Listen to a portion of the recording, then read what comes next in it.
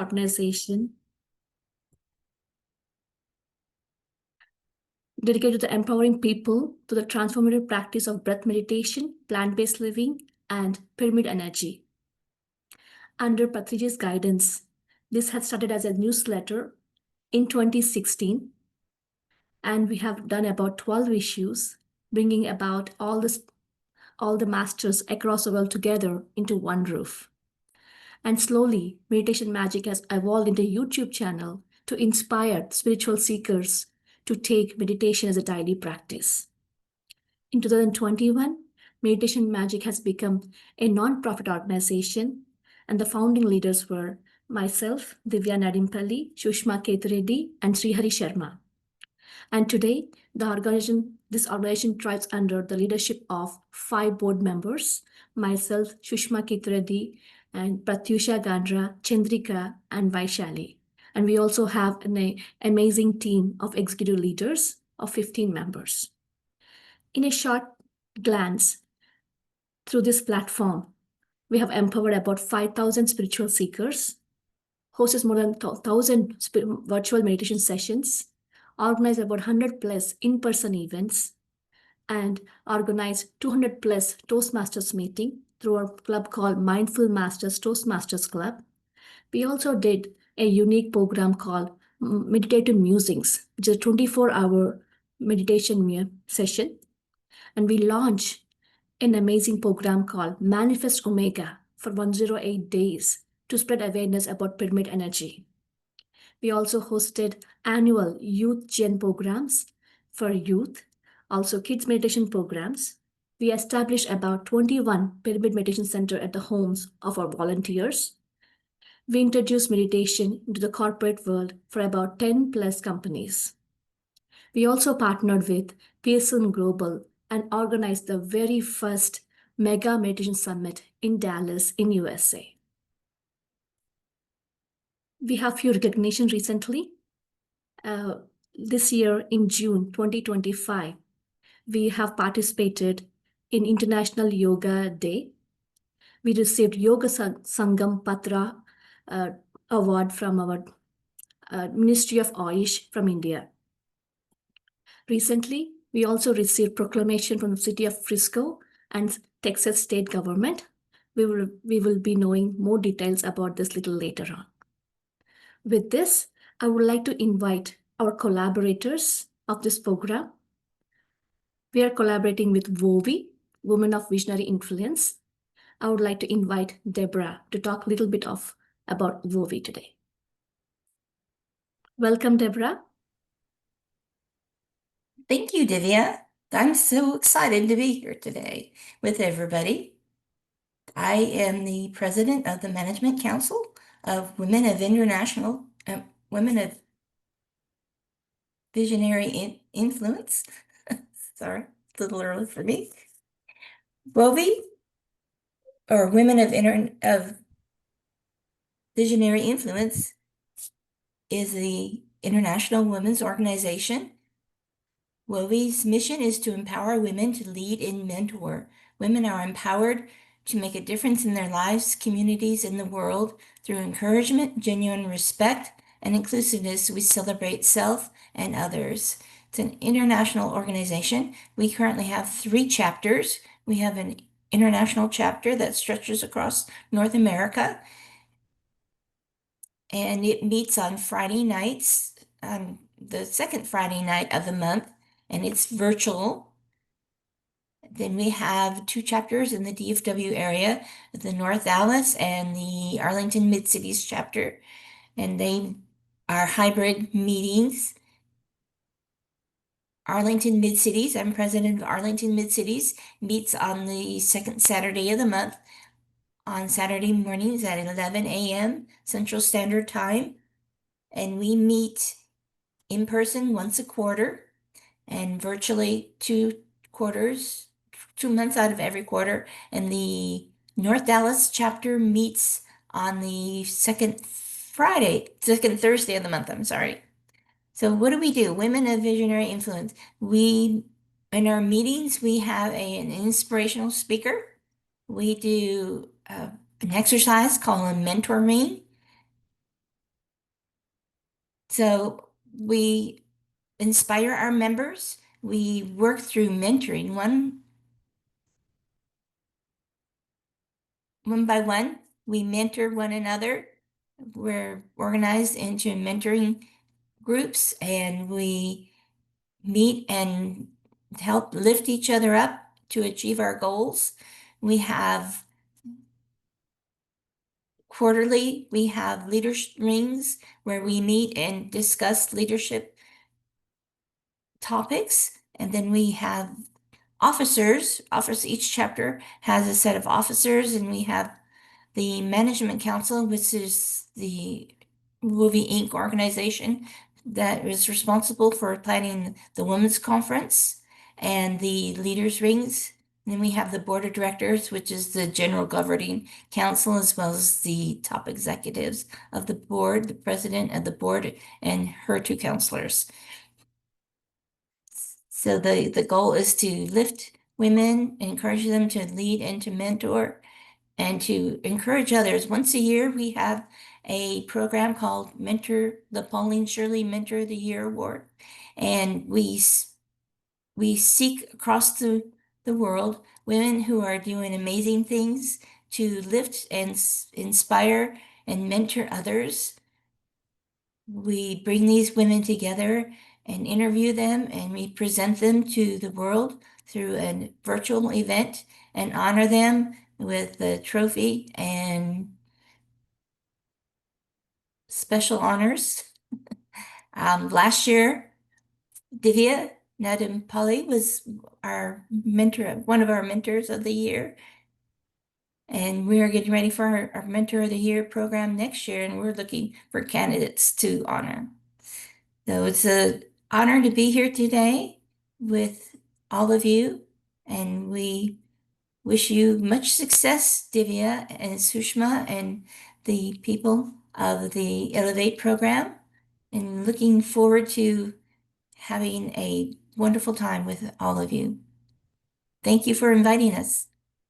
Thank you so much, Deborah. It's a pleasure to have you with us. Thank you once again. Now, I would like to invite our Omega Pyramid Foundation team.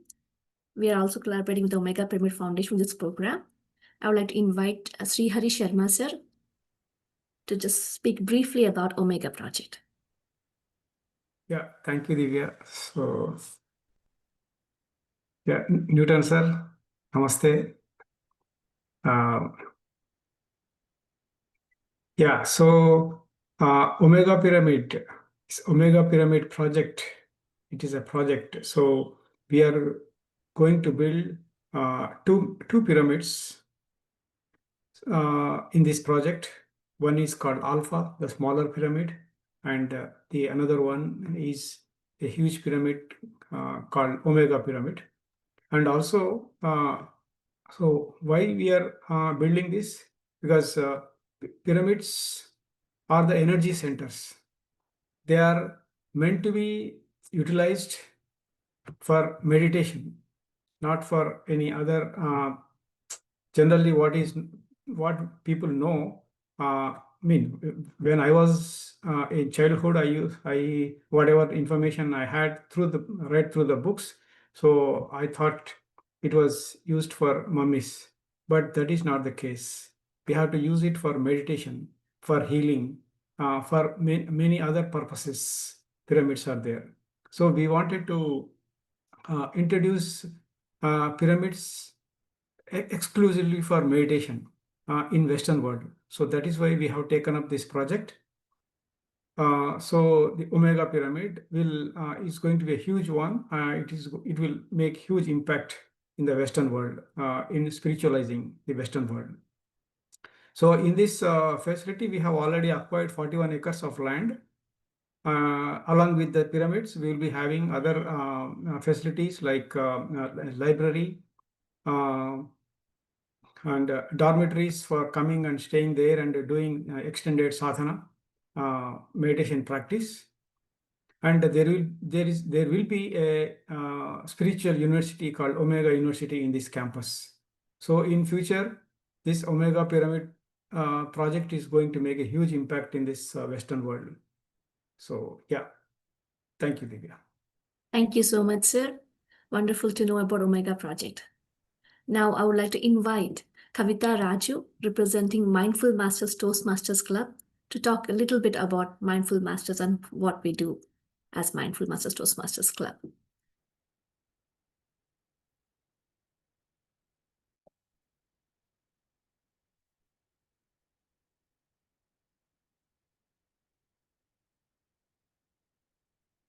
Hello, Kavita.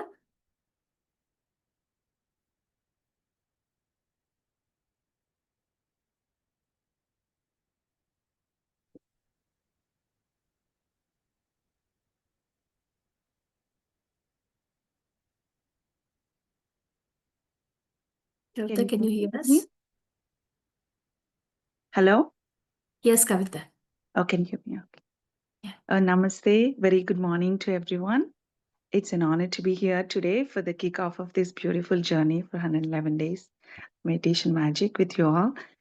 I'm a proud immediate past president of the Mindful Masters Toastmasters Club.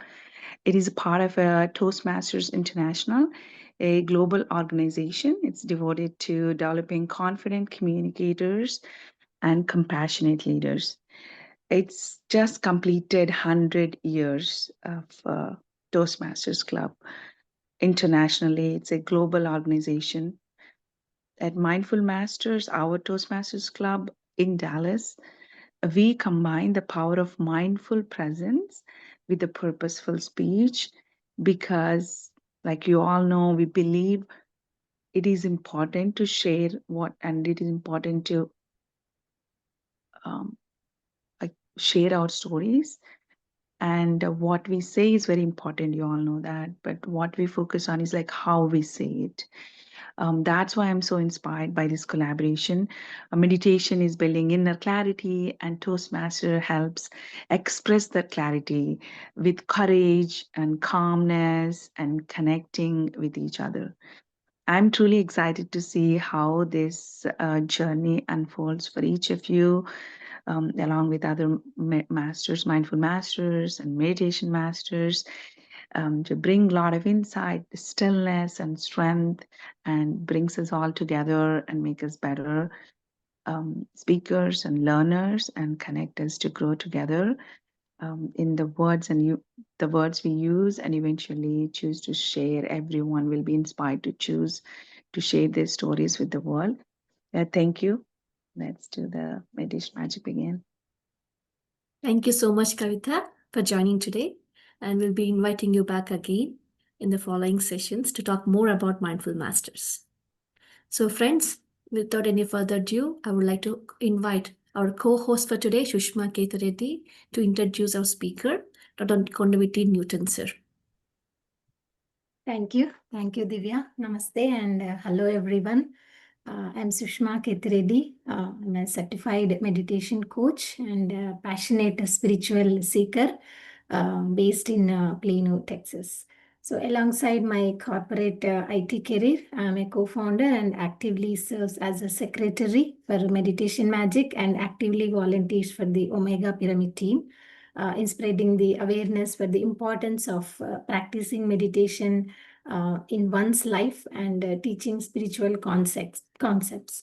So I'm honored to host, to start this sacred journey with you all today. So before we start, we have exciting and thrilling news to share. So I'm overjoyed to share some of this incredible news with you all. As you all know, Brahmarshi Pitama Patriji is the inspirer for many spiritual seekers, and the main reason for the meditation magic to be here envisioned, right? So the August 15th, 2025 has been officially proclaimed by the state of Texas as the day of Sri Brahmarshi Pitamaha Patriji, and recognized by the city of Frisco as a meditation awareness day. So let me share this with you all just quickly.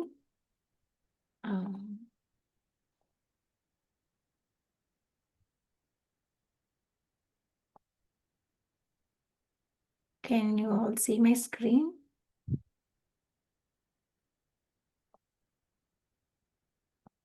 Oh. So this is the proclamation we received from the state of Texas as a day of Brahmarshi Pitama Patriji for the August 15th.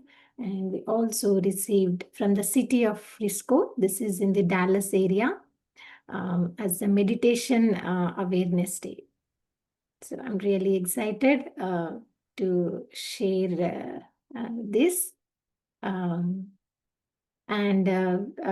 This is really a historic honor, reflecting the growing impact of meditation and spiritual consciousness in our communities in Dallas area and Texas, and of course the two entire pyramid masters across the world. So I believe what a powerful way to begin our Elevate journey together. So without any further delay, let's move to our exciting and most awaiting session with our guest of speaker. So it is our profound honor to introduce Brahmarshi Chakravarti Dr. Newton Kondaveeti, MBBS MD, the visionary founder of Quantum Life University and a globally respected teacher of spiritual sciences. A medical doctor turned soul doctor.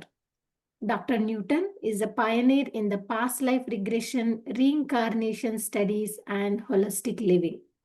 His life's mission was inspired by the vivid past life memories, including one as an acharya at the ancient University of Takshashila, an insight that shaped the vision of QL Luna. So for over 25 years, Dr. Newton has empowered millions across 120 plus countries through his teachings in meditation, energy medicine, breath work, inner child healing, and self-empowerment. He is a mentor to seekers and masters alike, known for his humility, unconditional love, and unwavering commitment to walking his talk. So today, we begin this transformative journey with a true New Age master whose presence alone is elevating. So please join me in warmly welcoming Dr. Newton Kondaveeti. Welcome, sir. Stage is all yours. Thank you, Sushma ji and Divya ji and Omega Sharma ji and all the friends here who joined today. Hearty welcome, sir. We're so honored to Yeah, have you thank today. you, Divya. To Thank start this you. program, especially with you, sir. We're so honored to be here, sir. That's wonderful. I'm so And we happy. just got the proclamation yesterday, sir, and we're so happy to Oh, share that. congratulations.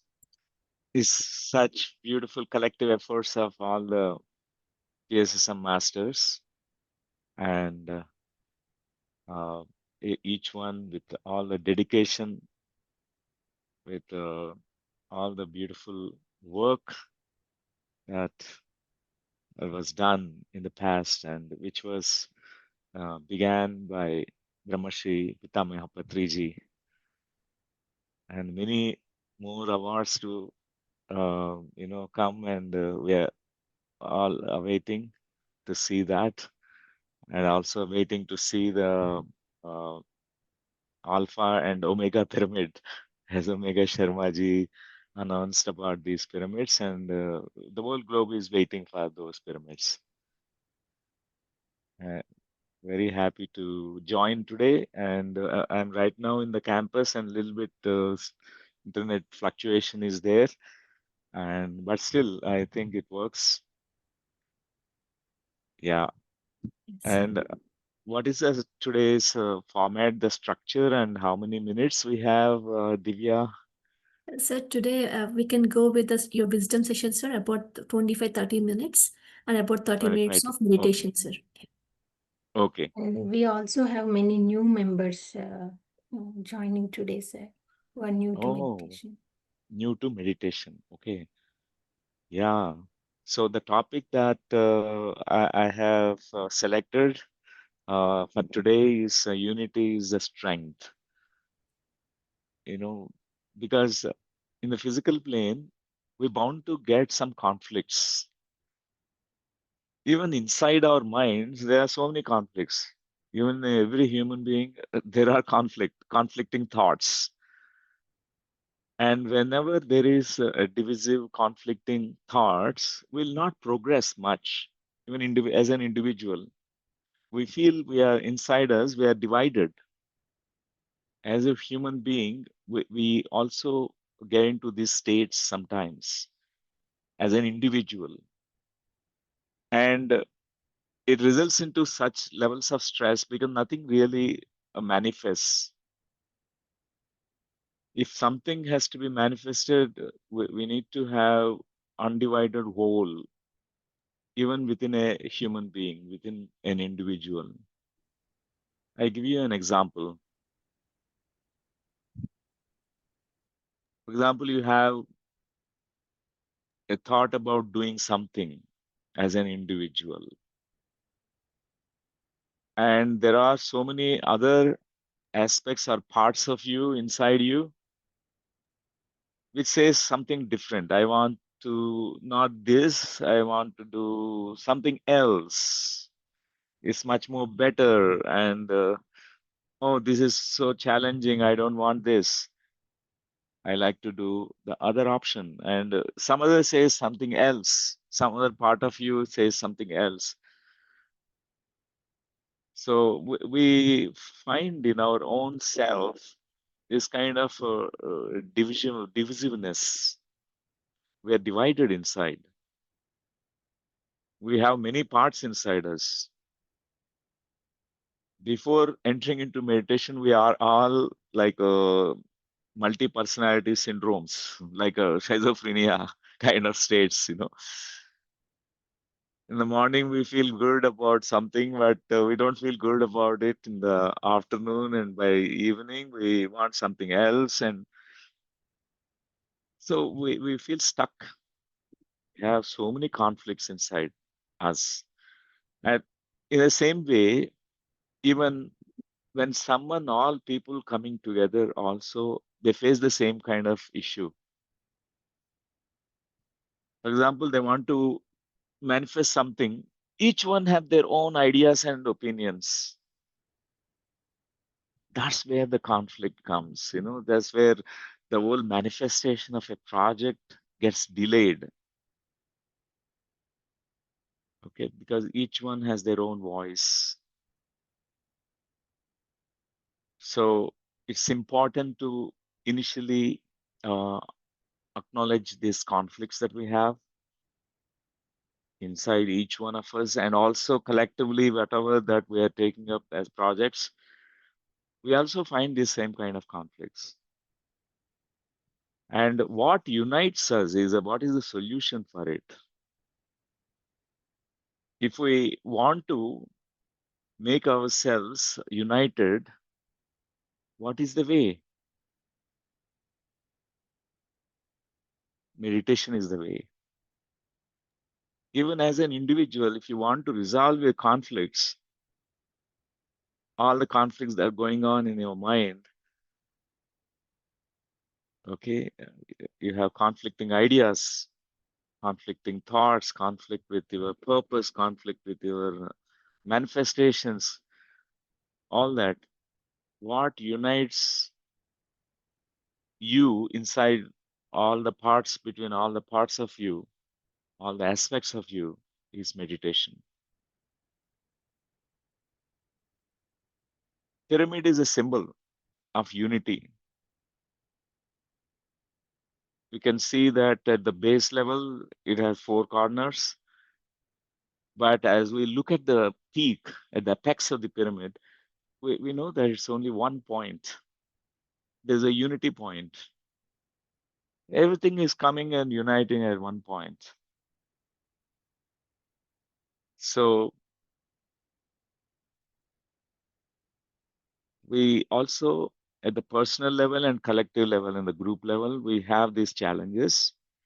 That's why we use our meditation to unite us inside us, to bring the unity inside us. Otherwise, our heart, our mind has a big conflict also. Our heart wants to do something, you're passionate about doing something, but your mind says something else. Even mind itself has so many divisions inside the mind we find, and we are not united. So the state of yogic consciousness or the yoga state is nothing but a union, state of union in your body, mind, heart, soul, with the greater soul. And because we are here to create and co-create our realities here. We are not here to, in the physical plane, just to live, wait for something to happen. Actually, we are here to make something happen. We are not waiting for something to happen, but we are actually creating all the situations to make it happen. Whatever we take up, for that to happen, one important tool is meditation, meditation, meditation. And there is a strength in it when we are united.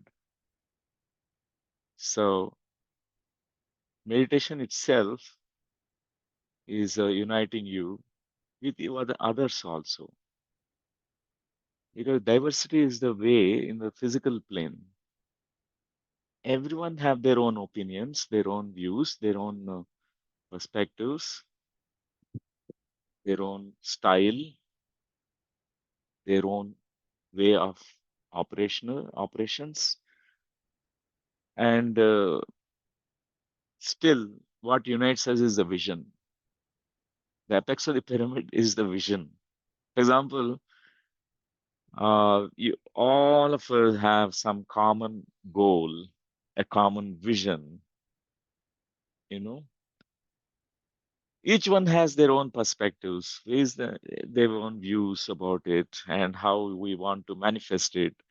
And each one says, my vision, my view is great, and we go on fighting about it.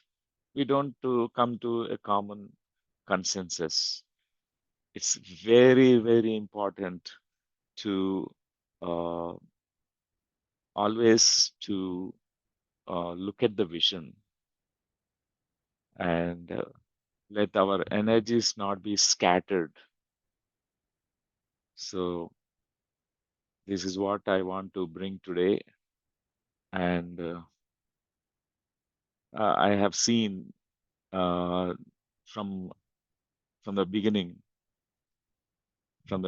of my journey into spiritual path, I met Brahmashri Pitamaha Patriji, and I was so inspired by his friendliness, the way he warmly welcomed me. That's what touched me. And I listened to the words of wisdom from Patriji, and the way he explained it, he made the most complex subjects very simple. And I was practicing meditation. And I have seen from the very beginning of how even the spiritual organizations, there's always different views. Oh, I want to do this way, and nothing manifests. There are conflicts, and I have been seeing that. But those who could achieve the unity, is the strength is unstoppable. The manifestation is instant and so quick. I have seen that in my own eyes, and even manifestation of a QLU. I heard so many views, so many voices, and so many people. Oh, I want this way, that way. But I always insist upon focus on the vision, what we want to actually see. And because any manifestation of the projects like this, which is going to help the humanity, people, and even the mother nature, and there's a beautiful purpose. We need to look at the purpose that's going to serve. And dear friends, all meditators, let's come together. All masters, let's come together. That is the strength of us.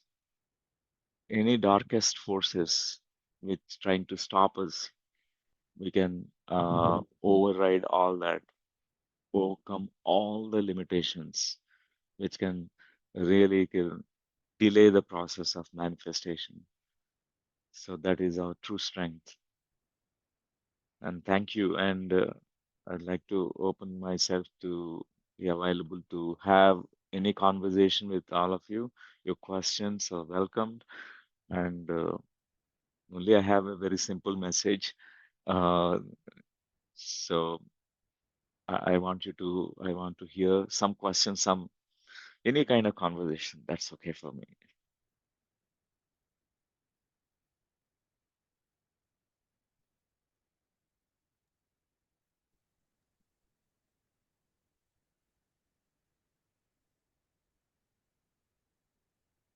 Anybody want to ask, say something, and you can raise your digital hand, and Sushma ji, Divya ji will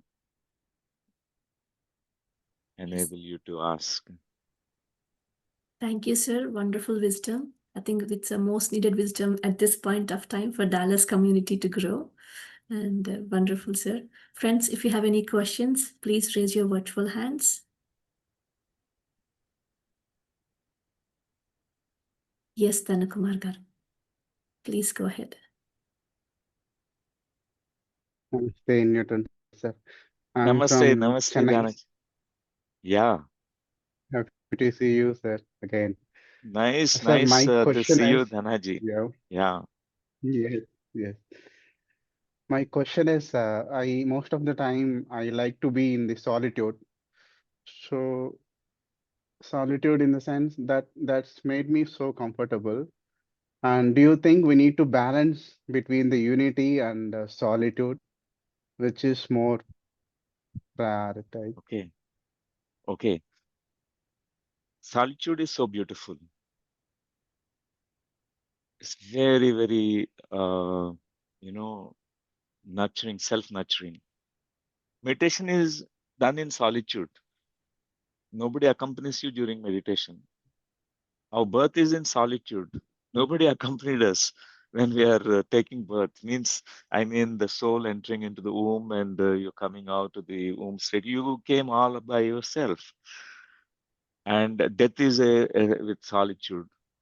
Nobody accompanies us. Even closest friend, you ask, I'm dying and you please accompany me. I want you to. I am lonely. Come with me. Nobody comes. It's so beautiful. Solitude really strengthens you. But the unity here, when we are in the Sangha, when we are meeting other people, and as a meditator, you see that they're not different. They're all part of you. They're all, versions of you, other versions of you. There's a non-separateness with anything.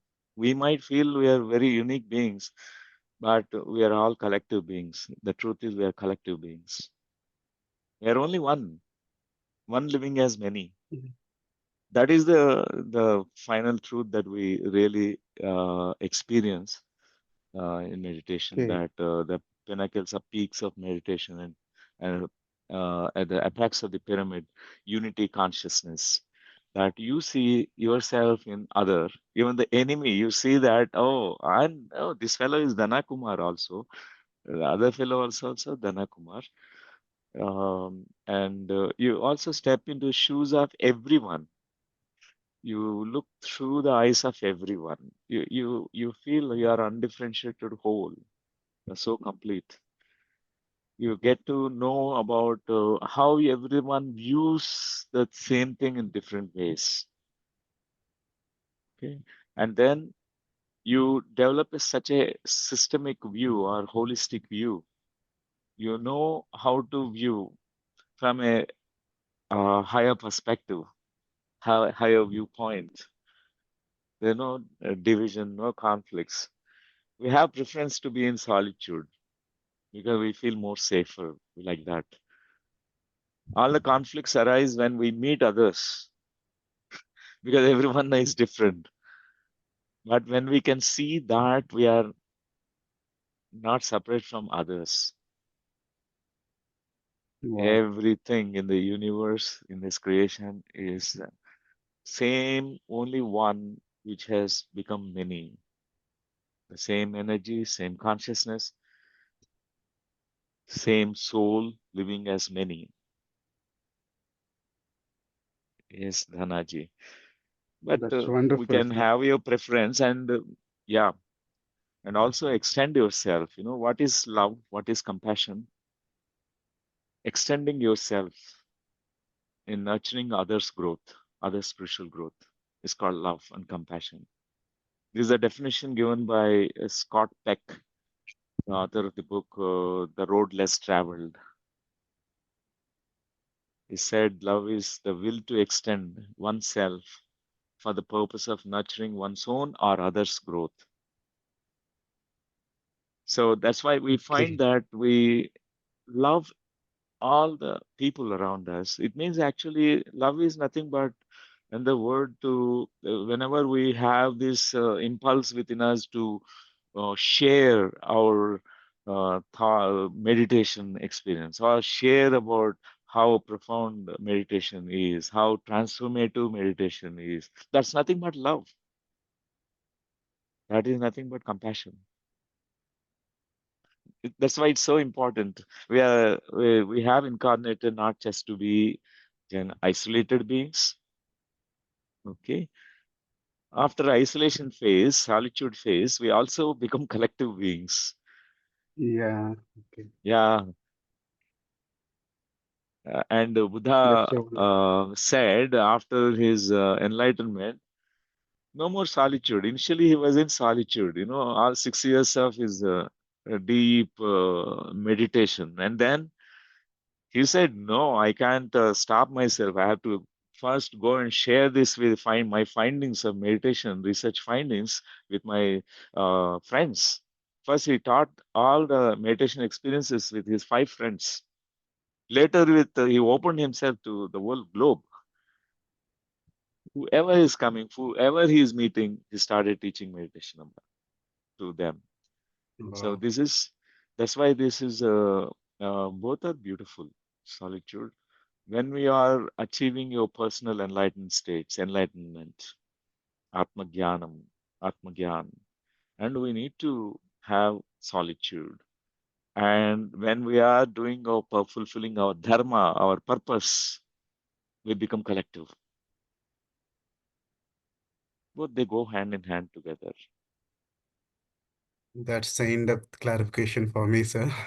It's very nice. Yeah, So, sir, sometimes it becomes energy sensitive.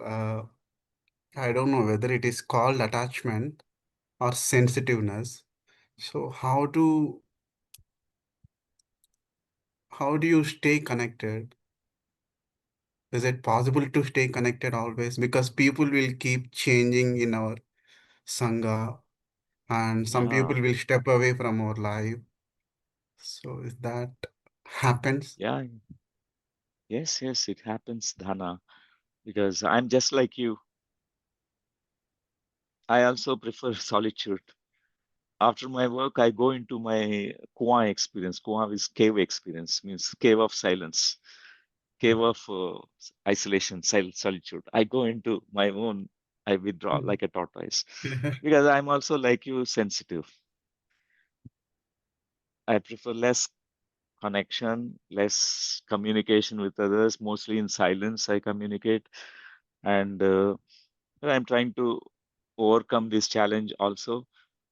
Some of us are hypersensitive, a little bit more sensitive than others. We prefer more solitude. yeah. We feel others' energies, others' thoughts. We also feel that, and Mhm. we want to go back into our cave of silence, go into solitude, But that's a challenge that we can overcome easily. We can always, modulate, regulate our sensitiveness. Okay. Not that we should become insensitive. No, that's not the goal.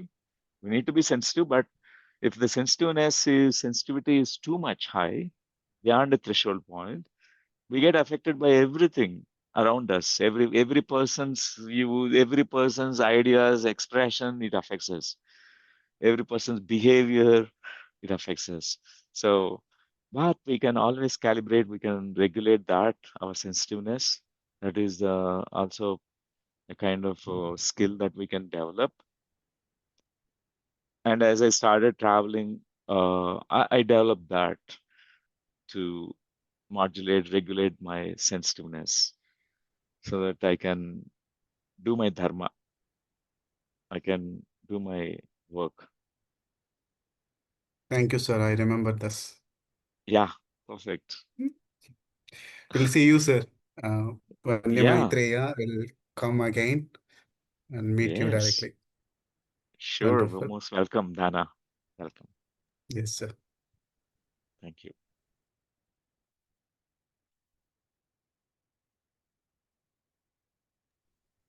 Sir, I have one question, sir. Yeah.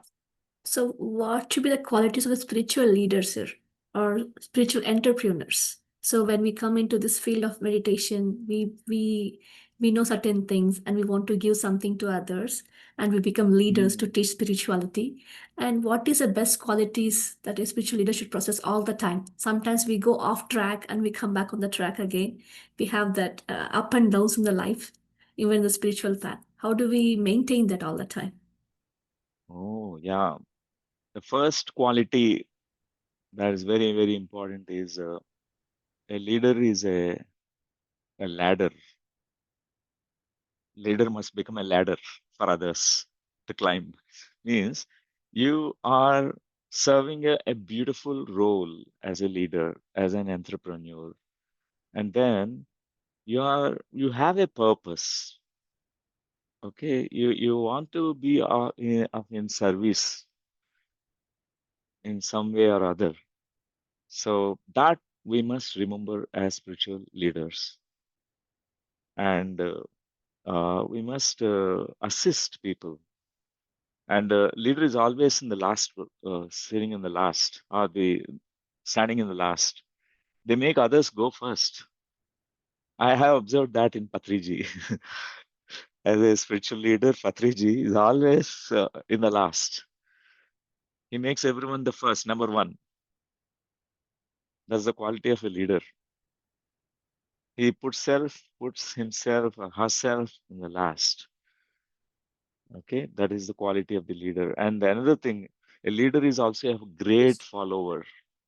He follows his intuition, he follows his heart, he follows his whatever, the great dharma, the great purpose that is purpose driven. He follows it. He's a great follower.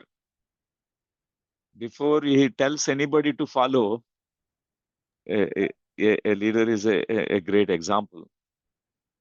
He lives everything by example, not just words, not just mere words.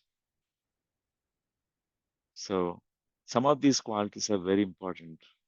And also, a leader always sees the very holistically, very systemic way, not just a very narrow kind of looking at things, uh, but a very broad, and it's like a wide angle lens of the camera.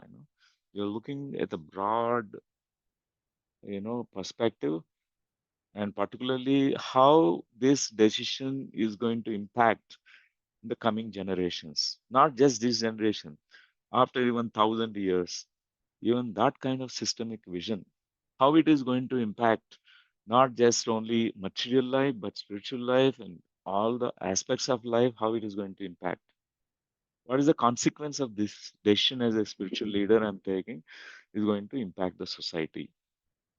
These are the very important things a spiritual leader knows about these things. How to see everything in a very systemic way. Because everything is a system. Everything, many components together, working together, each one will affect the other. That's why having this overall vision of everything, a spiritual leader can navigate, make everything facilitate, orchestrate, playing a very key role, being in the last person, but making everyone to progress a lot. And a leader makes many leaders. A leader is always inspirational. He empowers each and every individual as a leader, as a master. Thank you, Divyaji. Sure. Thank you Sir, so much. We hello. have Rajini.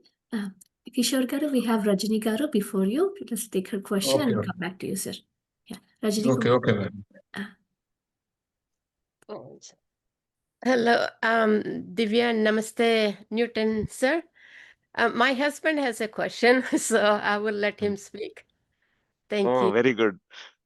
All right. You mentioned about inspiration, and we all grow up with a lot of enthusiasm and inspired by everything which we come across in nature, excited by looking at a small thing, big thing, and so forth. But as you grow, you reach a stage where nothing inspires you.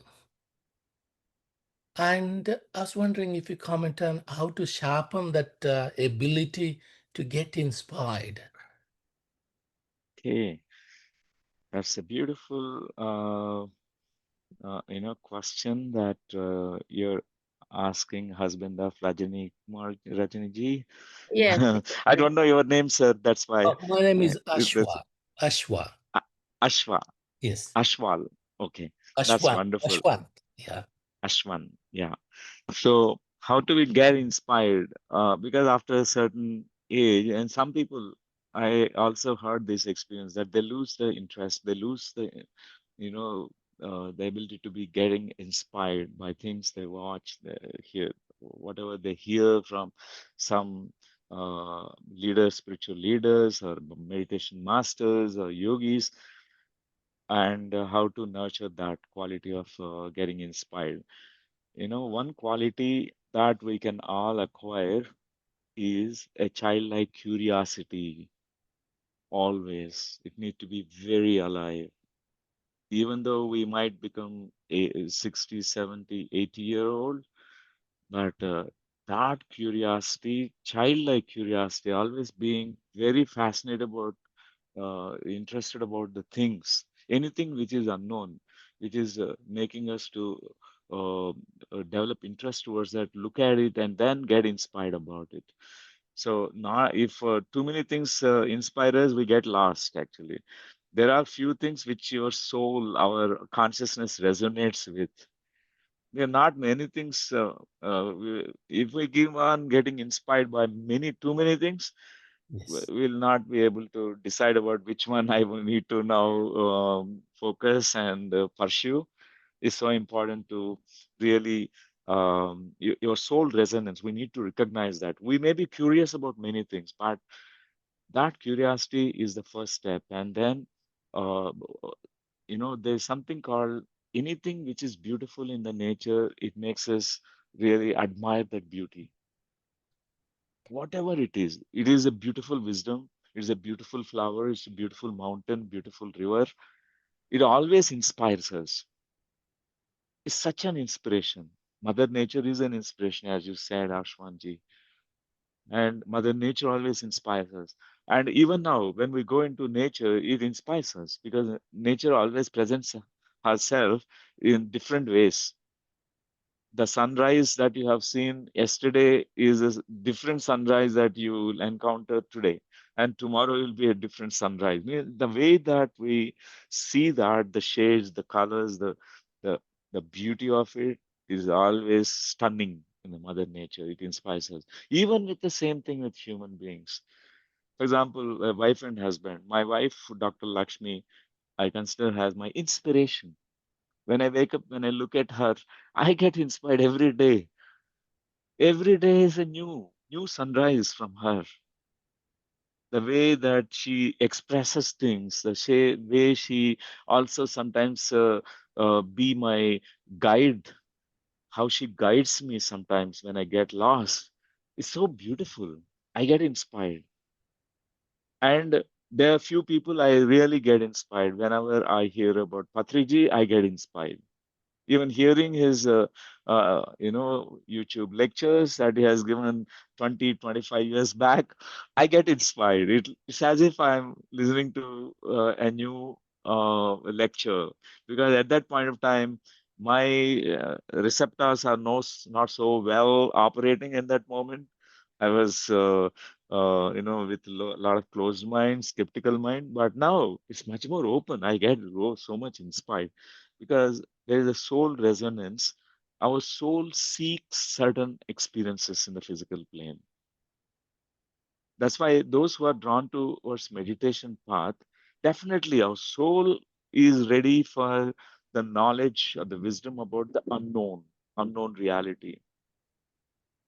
We have known the material, whatever what we see with physical senses, all the senses, we gather the data, we know about it, but there's something unknown which intrigues us, which inspires us, which keeps inspiring us. That is the mystery, and that drives us. We get inspired. Every day meditation, for example, we want to do meditation because we receive an inspiration in meditation. Because our curiosity is very alive, and the second is our ability to be always in a wonderment, land of wonder is alive, and also the third thing is to uh, recognize that soul resonance and really look at certain things which really makes us follow it, pursue it, focus on it. We get so inspired about it. So, Ashwanji, these are some of the things which can, Wondering if there are they're any. all in our domain, our territory, to develop the curiosity, even if we are shutting ourselves down, and also the ability of a toddler to be in wonderment. Always as a toddler, we always, with the big eyes and wide mouth, your jaw dropping, everything jaw drops the experiences and get inspired. And many meditators, when they hear any spiritual wisdom or knowledge from any master, it is an inspiration. Thank you very much. Thank you, sir. Thank you. Beautifully said, sir. Land of wonderment we should be living in. Yes, Rajani. That's beautiful. Thank Pursuing you. the unknown, the beauty. Yeah. Thank you very much, Yeah, Newton. yeah. Welcome. Welcome. Yeah, sir, very good evening.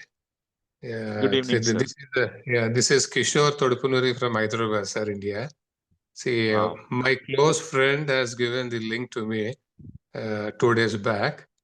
So yes, I want to be connected with your program for the remaining this thing 110 days.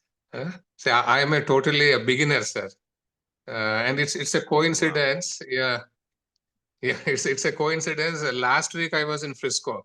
My daughter and son-in-law, they stay in Frisco. So had I got this information earlier, I would have been to the office in Frisco. But anyway, yeah, I'm happy to be part of this program. And so I'm a complete beginner. I'll try to learn a lot of things from this organization. Yeah. Beautiful. Kishorji, warm welcome to you.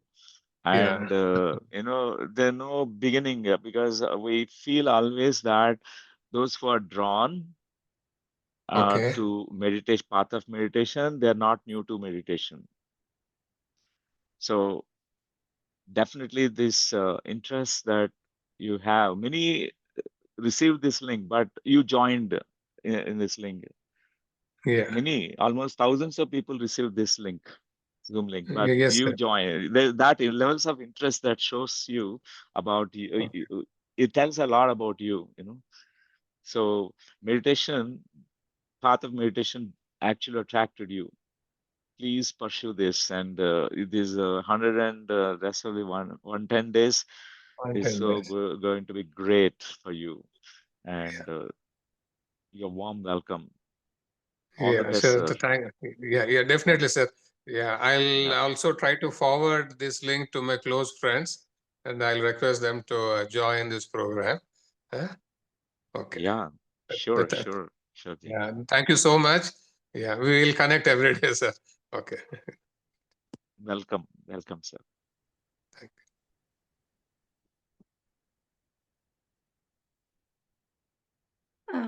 Newton sir, I have one question. Yeah. So you have Yes, Sushma ji. beautifully put like between solitude and coming into community, doing seva and working, right, sir? And you also spoke about the dharma, like working our intuition, being true to ourselves.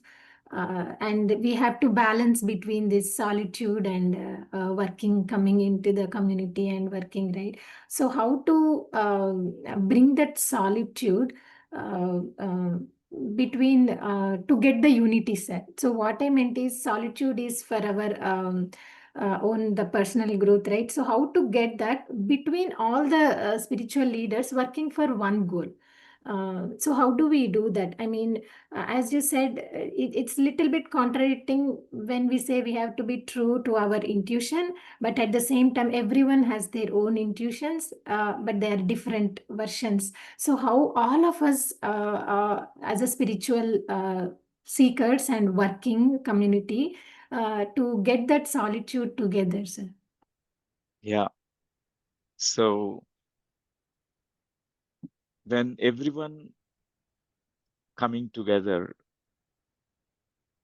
the community, a sangha. A sangha is a word used by Buddha. All like-minded people, all beings first striving for enlightenment coming together. So that sangha, that community, will actually bring a lot of challenges. Many challenges will come because they cannot have a common ground. They cannot have one common point, which is going to, be together, means bring everyone together at one line, alignment. So there will be a lot of misalignments and challenges that will come. But here, what is most important, the meditation itself will unite everyone, be respectful for each other's ideas, but one idea, one thing which will more practical in the practical reality, which is going to be more feasible and is achievable, is everyone together can quickly, resonate with that idea, so that they can all come together and share with open hearts and not hiding any kind of feelings, for each other, but very respectfully one can do that. They can carry their uniqueness of their solitude. At the same time, they can be as a collective being. Though they are contradictory, actually not contradictory, they're complementary. Even solitude and it goes hand in hand. You always, even a big gathering, you can carry your uniqueness. I tell a story at this point. There was a temple, a wisdom temple that was planned to be built. Okay. And architects and builders, everyone came together. And there was one stone. He said, I don't want to be part of everything, because I'm special. I'm a blue stone. The other stones were picked up, and this stone is resisting. No, I'm supreme. Nobody has this blue color like me. I'm great. I'm superior. But finally, all these wise people got together with open hearts, and they started sharing and shared the ideas how we can all serve a beautiful purpose. the vision can be manifested. A beautiful temple of wisdom which can really impart the wisdom to so many thousands and millions, and which can serve a greater purpose. And finally, this blue stone also agreed the resistance is minimized, agreed for to be part of that mission, part of this big vision. And what happened is this stone was kept in a special place, one special place. Every other stone is also there, but it used to feel very special. But many meditators used to come to the temple of wisdom, meditate together, and they used to thank what a beautiful, structure which is serving a beautiful purpose. The energy of this place, they used to thank profusely, and this blue stone felt so honored, so valued, and retain the uniqueness at the same time is part of the bigger vision, collective vision. So some resistance will come, oh, my vision, my views are great, you stick to my views. Though that resistance, when we come together and recognize the purpose in front of us, the vision in front of us is most important. So we have to come to one common, alignment. That's most important. Thank you, Shushmaji. Thank you. Thank you, sir. Very enlightened answer. Thank you very much, sir. Friends, any questions, please? I think Diti Makija, Yeah, there was someone digital hand. Ditiji, yeah, kindly, Yes, kindly yes, unmute. sir. Hello, sir. Hello, Ditiji. So I had two questions. One was about the hypersensitivity. Sir, how can we modulate our emotions and our hypersensitiveness? And second one is that how can one get over our ego? Which, Okay. yeah, Yeah, these two questions I have. right. Thank you, Ditiji. The first one, hypersensitivity. When we look at the origins of this, why someone is becoming oversensitive is because the imprints that were there when we were growing up as children. Children who are very, very, gone through a kind of trauma which is not processed, unprocessed trauma, they have a tendency to become hypersensitive. They overreact or hypersensitive, and that can happen. And some children, when they're traumatized at a very younger age, and when they see someone getting traumatized, they become very, very hypersensitive about it, and would like to become a rescuer. You want to help them out, and you also react as if it's your own trauma. Actually, as a child, that was the trauma that you have experienced, but this is not processed. Even other situations where a child, you know, becoming a parent to the parents, a child seen a mother who is very vulnerable, crying a lot. The child is a child, but the child has a tendency to mother the mother because the child can't see the pain of the mother or pain of the father. They take a higher role, a bigger role of taking care of the emotions of the mother, emotions of the father. It's called parentification, means becoming a parent to the parent. It's a kind of a seniority role. Suddenly child becomes a senior person. They become very hypersensitive. The tendency to become hypersensitive will be there. When we are able to address them, what happened in the family dynamics, childhood, and personally, any trauma they have encountered, experience, which is unprocessed. If we process, let go of all those old emotions, release that, we can easily modulate and regulate these sensitiveness. That's one solution. Meditation itself is a very good, regulator of our sensitivity. people who regularly meditate, initially they are insensitive people. For example, I was like that when I came into meditation path. I don't know how to understand things. I used to be very insensitive, cut off from everyone, but I became very sensitive and initially oversensitive to everyone. Before they express their needs, I know what they need. If they're emoting something, I get into that emotional state before. If everything brings tears into me, everything affects me, but I could regulate everything because meditation itself is a regulator of all the sensitiveness. That's one thing, Ditiji.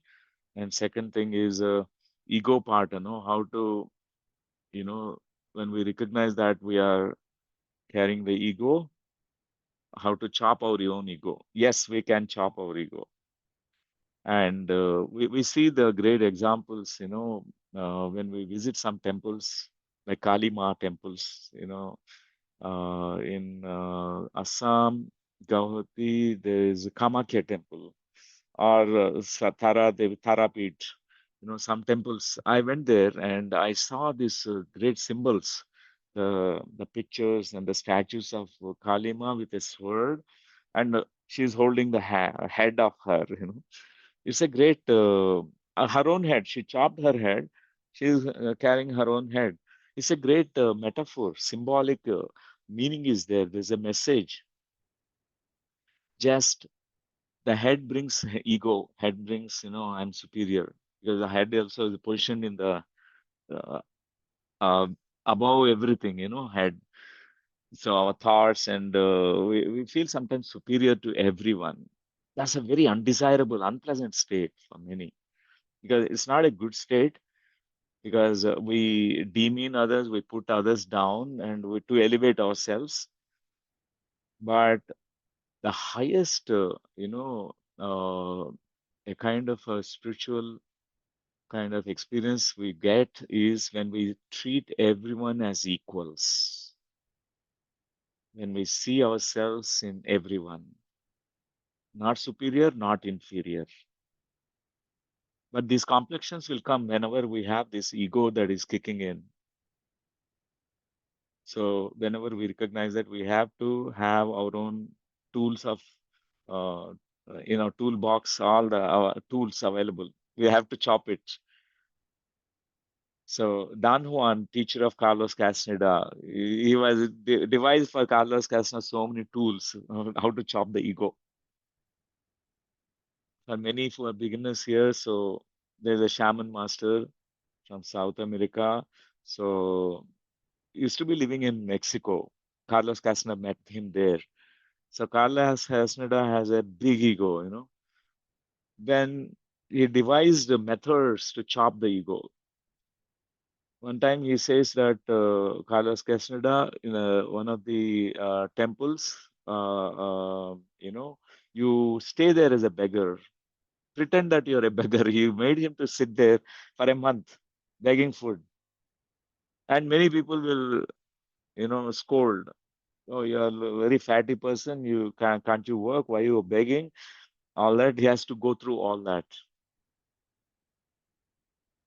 And many different ways. How arrogant we become sometimes because of many things. Money becomes arrogance. Age becomes similar. So, for example, you are a little bit aged. Young people look at, oh, even age arrogance will be there. Sometimes a position, a power arrogance. You have more power than others, then you become arrogant. So that ego, that arrogance, a big supreme, I'm superior to others, we have to have the awareness about it. One of the very important blocks that we encounter, our spiritual pitfalls, is the spiritual ego. Biggest thing is spiritual ego. Oh, I am a master, supreme master. I am practicing 2 decades, 3 decades of meditation, and there's nothing to learn for me. And we lose the humility and humbleness. So we become very, with a big ego comes to us. So we need to become very aware in this path of spiritual path.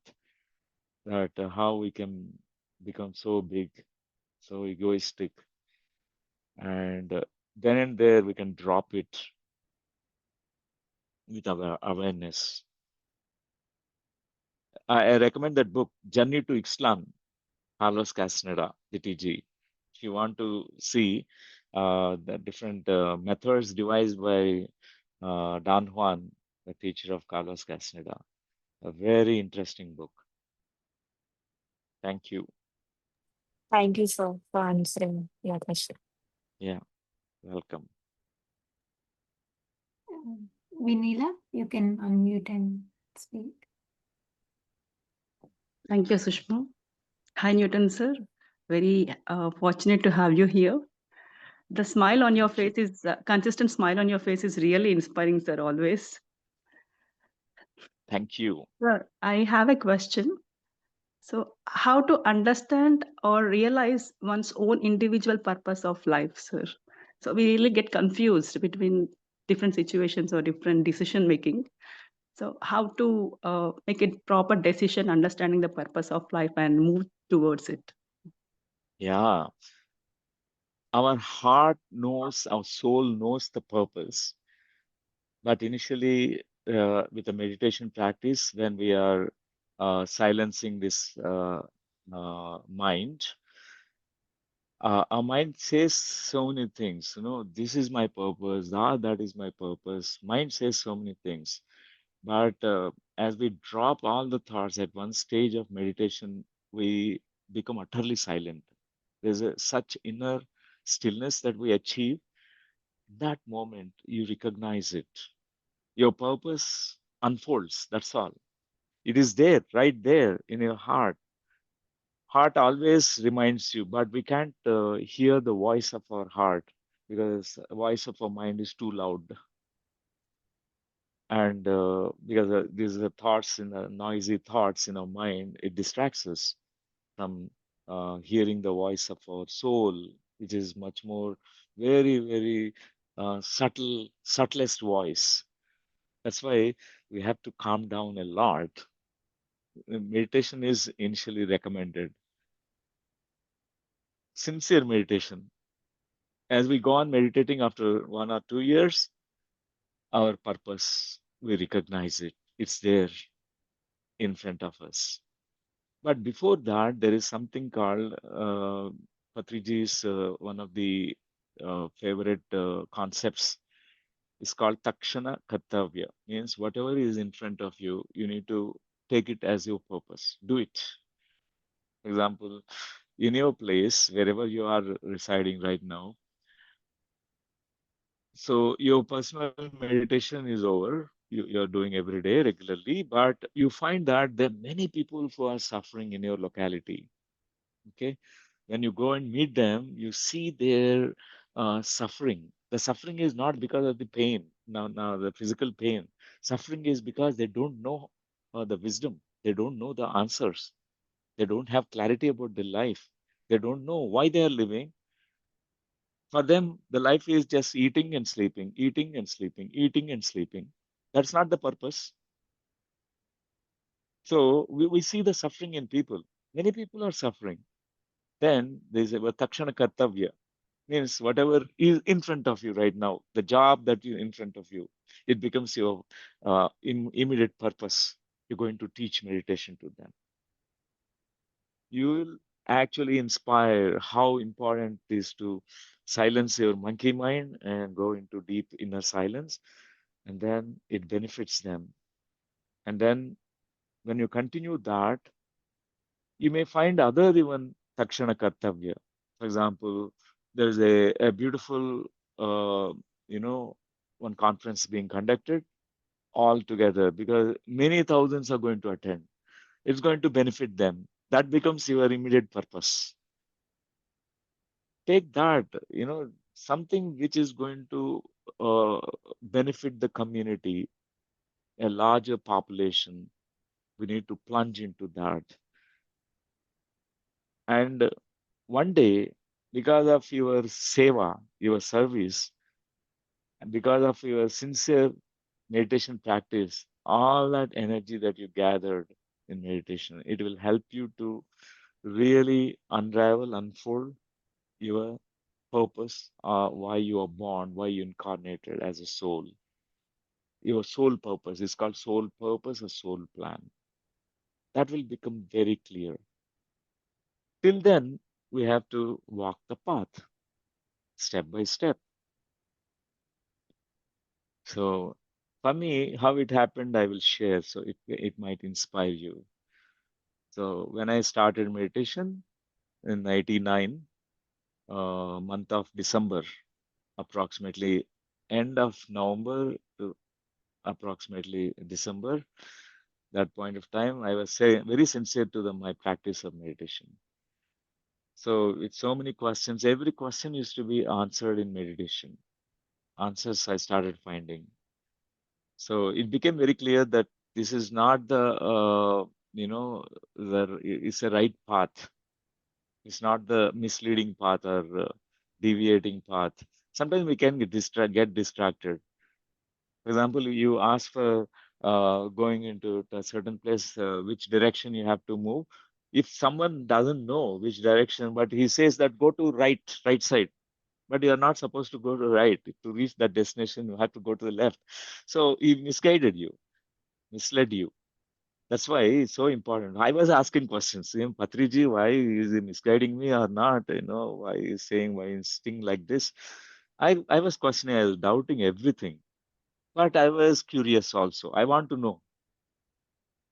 So meditation itself, the experiences will bring clarity. Buddha told, you don't believe in the words of wisdom words that I'm delivering to you. Believe in your experience. When we are sincere, that meditation experience will unfold. So I was in that phase where I was, after 2 years, I had my purpose emerging. I found initially my one lifetime where I was in Takshasila University.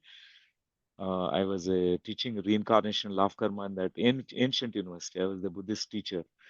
So even I was doubting my own experience at point of time. Is reincarnation is true or not? And so I was with all these memories, and because I want to rebuild that Takshasila University now in these current times. So that's where my purpose emerged. This happened 1992 after 2 years of meditation practice. And once I got convinced that reincarnation memories are very true through other experiences that I had, then I believed in whatever that unfolded. And it became my driving force, my every breath filled with my purpose. That's all. Come what may, I'm going to die for this purpose, I'm going to walk even though it is the hardest path. I'm going to walk on the rocky, thorny path because our purpose drives us, even though it is very difficult.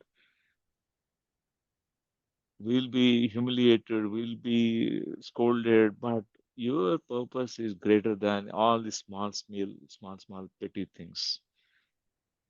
We go wrong with what is driving us towards the purpose. That's what Vinilaji. You will also discover your purpose. You are ready. That's why this question emerged to you. Thank you, sir. Like really got tears you. in eyes, like after listening to your experience. Thank you, sir. Thank you so much. Welcome.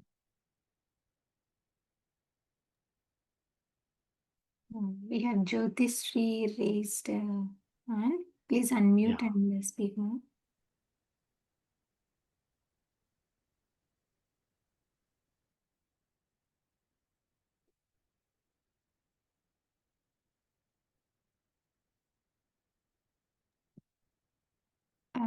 Ma'am, unmute చేసుకోవాలి. You can unmute, ma'am. Okay, Yeah. thank you. Yeah. Good. Namaste, sir. Namaste, ma'am. Can I speak in Telugu, sir? మాట్లాడండి. కానీ but if you can speak in English because many audience are from different Okay. parts of places, Okay. different parts. So But it's better. any mistakes, please kindly. Yeah. No problem. No problem. You can say in both languages, Telugu also. Sweet language of mother tongue Telugu. Thank you very much. I'm doing meditation about 2 to 3 years, sir, with my Yeah. friend Rajlakshmi is my guru, like that. Mm. I am doing 2 to 3 years. I am very Yeah. passionate. Meditation, I am very passionate about it. Meditation అంటే నాకు చాలా చాలా చాలా ఇష్టం. కానీ but I'm missing something. I feel I am not connected totally. I can you could understand. You give any guidance? So నాకు ఇంకా జ్ఞానంలో Yes, ma'am. వెళ్ళాలని ఉంది చాలా. అవును. So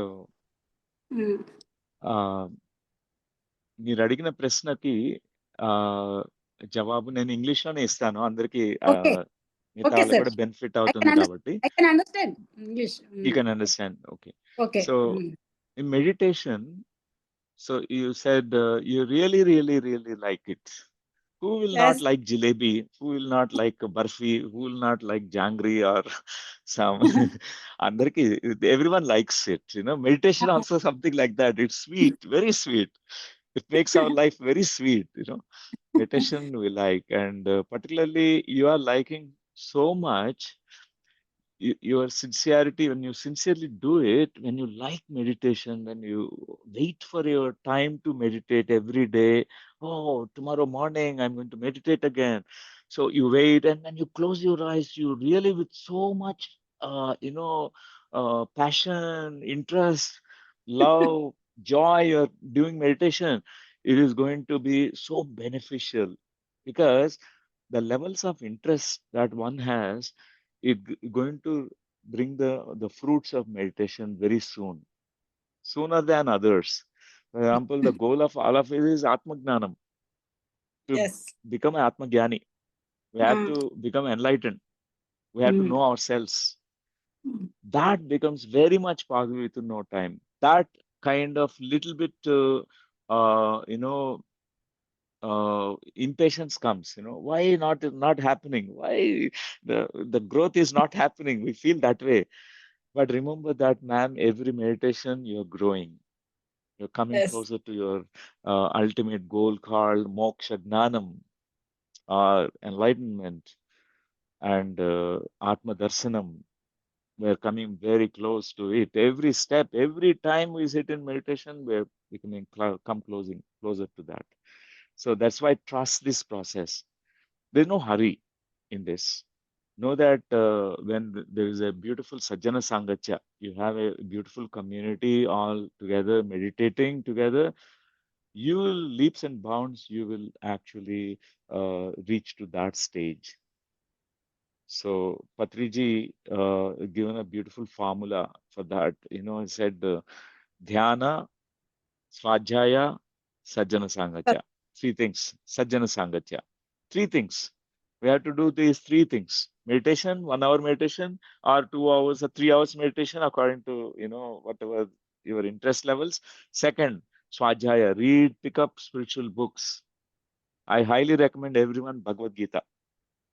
The first scripture that everyone must read is Bhagavad Gita. Across the globe, everyone must really, every spiritual seeker must read Lord Sri Krishna's teachings. Is undistorted, uncontaminated, exactly pure wisdom of Lord Sri Krishna, Krishna Paramatma. Krishna Paramatma delivered this teaching. We need to read such books, or books written by yogis, masters like Paramahamsa Yogananda. We must read one Oka Yogi Atmagata, autobiography of a yogi. Must read that.